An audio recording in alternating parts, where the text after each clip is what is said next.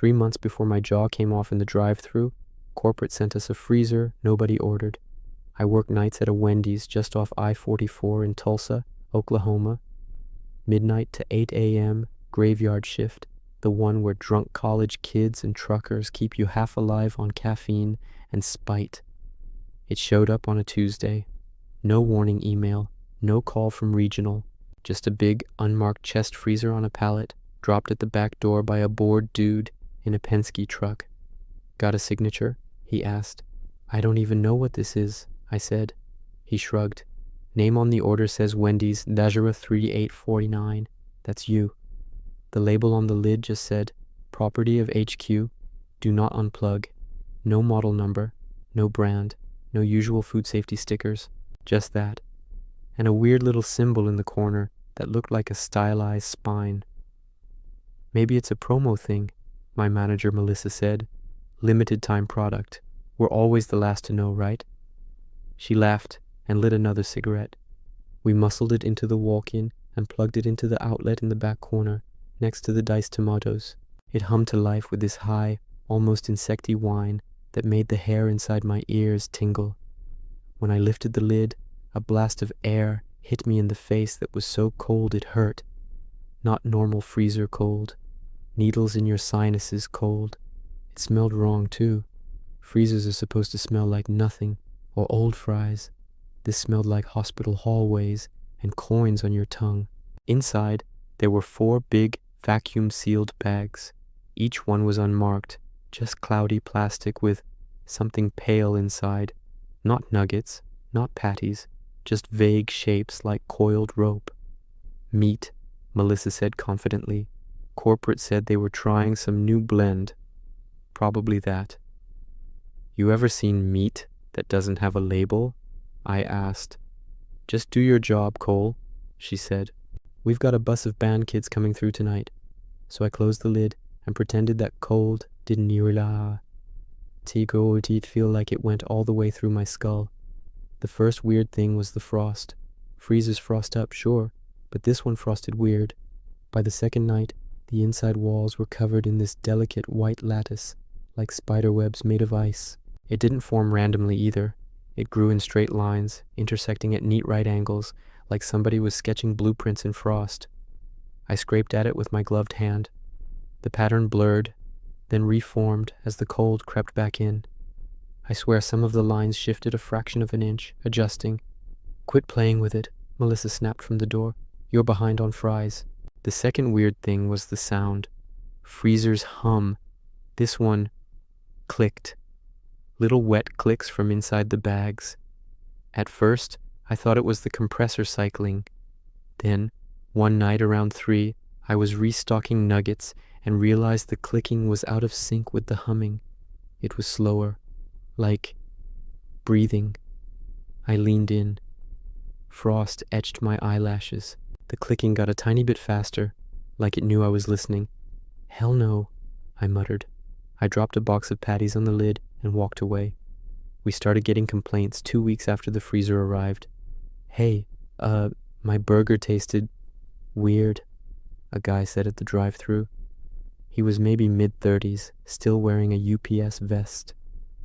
"What kind of weird?" I asked through the headset, already annoyed. "Like metal? Like licking a battery, and my tongue's numb." "Sometimes we oversalt," I said. I ate here yesterday," he cut in. "Same thing. You the only game off this exit. I'm not crazy.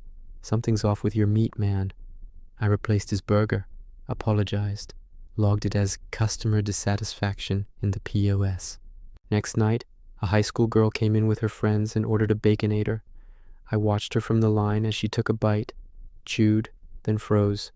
Her face went slack, not like she hated it, more like something inside her brain got unplugged. "You okay?" her friend asked. The girl blinked, swallowed slowly, then smiled too wide. "This tastes so good," she said, voice a little too flat. "It feels everywhere." She finished the whole burger without looking away from the wall. When she left, she forgot her phone on the table. I picked it up to chase after her, but by the time I got outside, the car was gone. The phone wallpaper was a picture of a dog at the lake, tongue out, happy. Normal life. The phone screen felt unusually cold in my hand. We never saw invoices for the freezer. No SKUs, no line items. Truck deliveries came and went, and nobody ever checked the thing but me. Sometimes, when we were slammed, Melissa would yell, "Cole, grab 2 bags from the corporate freezer." I never saw what happened after that. The bags went into the back prep area, and patties came out. They didn't look that different, honestly. Maybe a little paler, a little more uniform. But once those patties hit the grill, the air changed. The smell wasn't just beef. It was sweet, like roasted marrow and pennies. It coated the back of my throat, made my spit thick. Customers started asking what was new. "They're trying a different blend," Melissa said. She'd stopped wearing gloves most of the time. "Sales are up 14%.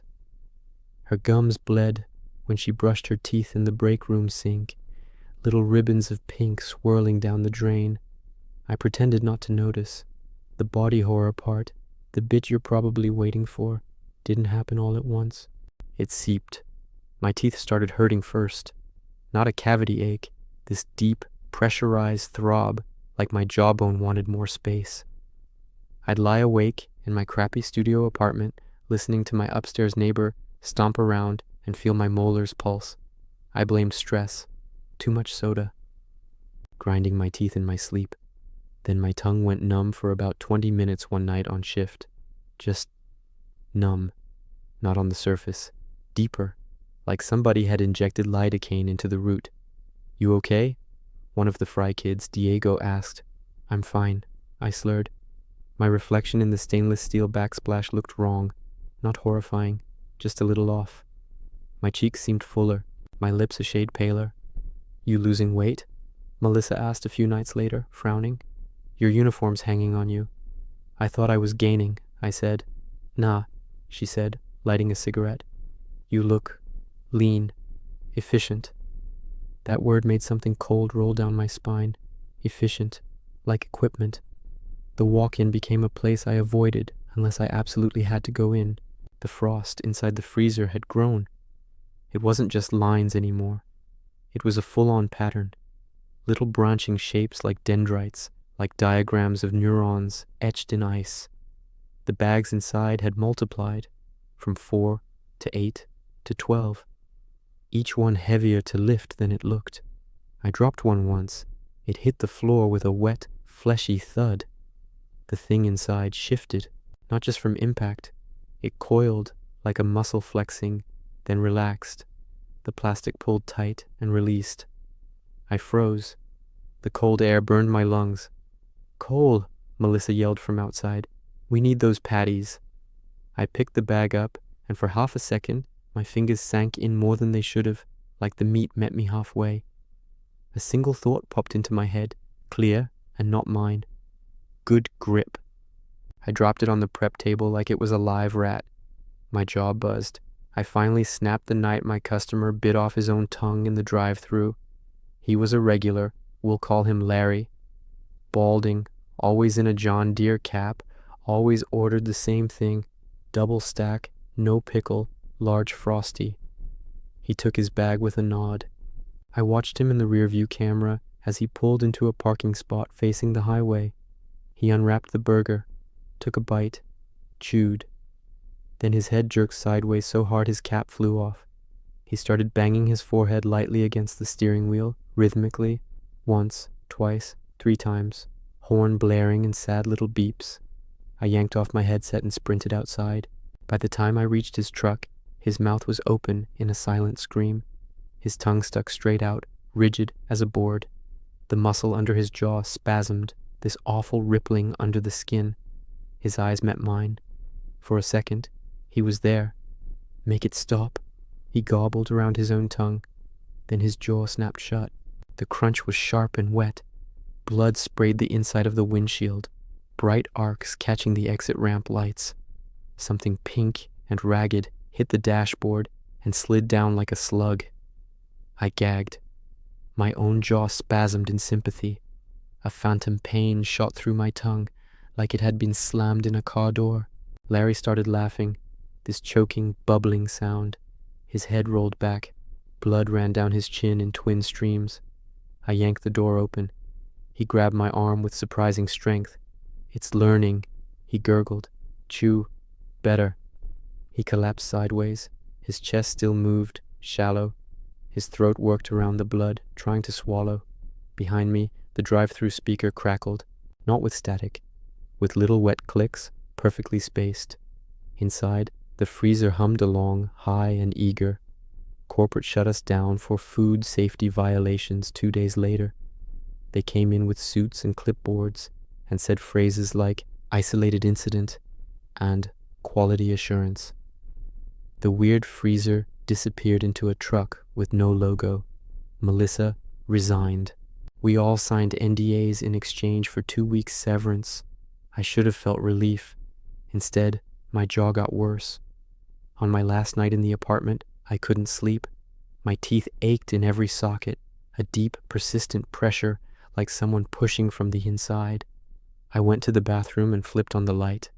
My gums were receding, exposing more tooth than should have been visible. The roots looked wrong, pale and smooth like little tendon ropes. I touched one with shaky fingers. Something twitched back. The pain crashed over me so hard my knees buckled. My lower jaw lurched forward, then sideways, grinding against the upper in a way no human jaw should move. There was a sound, like wet Velcro, tearing, then relief, a horrible floating relief, as my entire lower jawbone slid free in my hands. I stared at it, numb. The inside of my mouth didn't gush blood like it should have. Instead, long, pale strands hung from the bone into my face. They tightened, then snapped, not randomly, but deliberately, like they were choosing where to disconnect. In the mirror, my lower face was a sagging mess of muscle and tissue. No bone. My tongue, longer than I thought, thicker, twitched against the air, tasting. Inside my skull, a thought that wasn't mine purred, modular, interchangeable, improved access. I dropped the jawbone. It hit the sink with a sharp clack. The strands, still attached to it, writhed, searching. I don't remember much after that.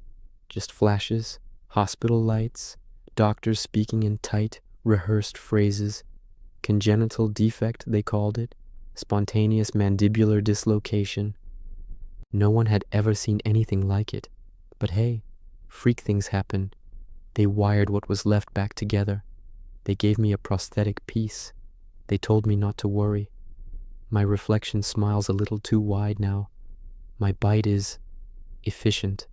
My tongue doesn't get in the way when I eat. Sometimes, when I drive past a fast food place at night, Arby's, McDonald's, doesn't matter.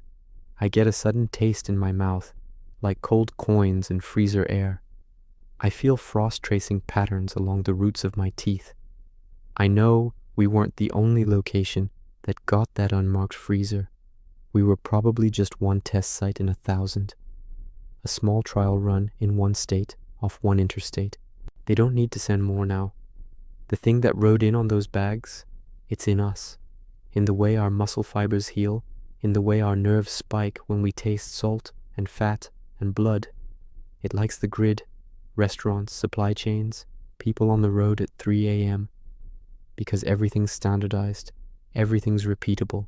So if you're sitting in your car right now in some parking lot, unwrapping a burger under shitty fluorescent lights, and you take that first bite, and your tongue tingles just a little too long, if your jaw feels tight lately, like it's waiting for a command, if the freezer at your job hums in a pitch that makes your molars ache, chew slowly.